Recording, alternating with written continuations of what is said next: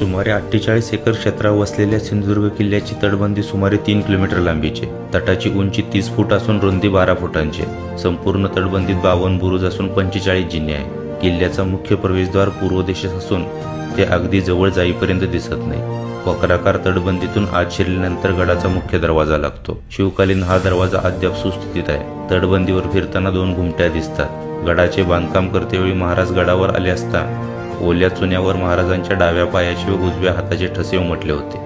त्यावर या घुमट्या बांधलेल्या. गडाच्या मध्यभागी शिवराजेश्वर म्हणजे छत्रपती शिवाजी महाराजांचे मंदिर असून इसवी सन 1695 मध्ये छत्रपती राजाराम महाराजांनी या मंदिराची बांधणी केली. याजवळ महादेवाचे मंदिर असून मंदिरात चौकोनी आकाराची विहीर आहे. परिसरात दूधबाग, दहीबाग व साखरबाग नावाच्या 3 गोड्या पाण्याच्या विहिरी आहेत. किल्ल्यात भगवती देवीचे कौलारू मंदिर आहे. किल्ल्याच्या पश्चिमेला उंच असा बुरुज असून तो दर्या बुरुज अथवा निशाणकाठी बुरुज म्हणून ओळखला जातो.